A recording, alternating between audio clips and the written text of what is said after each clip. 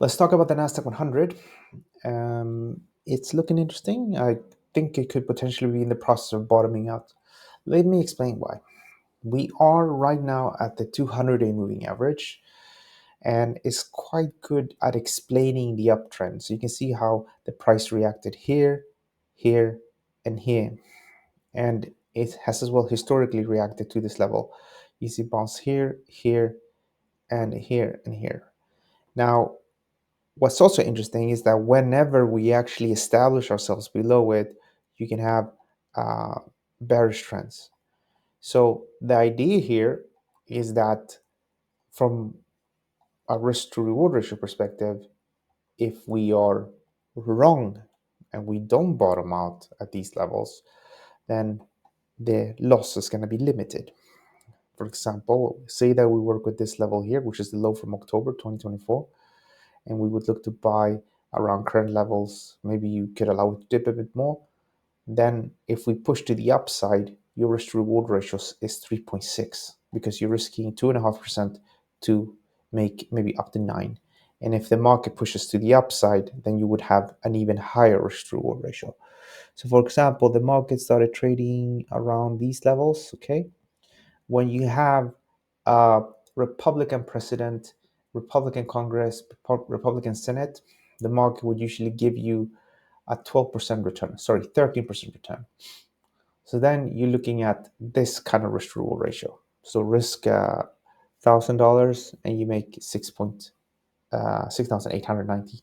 So the risk reward ratio is looking really good here because again, if we're wrong, we have a limited downside. What's also interesting is that what's talking about this, like why what's talking against this kind of move. So what's talking against this kind of move is the fact that the US government does not want to see it.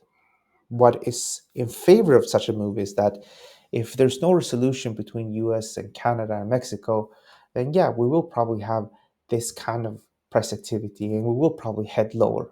Okay, but you have seen how quick they are in putting tariffs on and then removing them. And we have seen comments from the US government today that they're softening on the topic. And we have seen as well how it's been, the trade war we had with Colombia and the trade war we had last time, that they are not too, they're very quick to back off.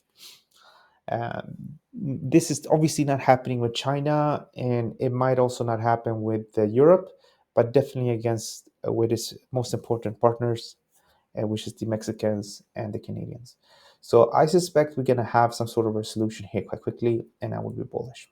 Can we lower the risk? Can we increase the probability of success? Yes, we can. So how can we do that? So there's a few things we can do. One would be to be looking to buy at lower levels just to get a better risk reward ratio. The other one would be just to keep a very close eye on this downtrend. So we are currently creating lower and lower highs, and we have now established this as resistance. So say a break here could possibly generate something like this: up, down, and then up. Problem here sometimes is that you do like this and then this, okay? We haven't had that proper V-shaped reversal just yet. So we have a couple of scenarios, and this could be one of them, looking to buy on a break here.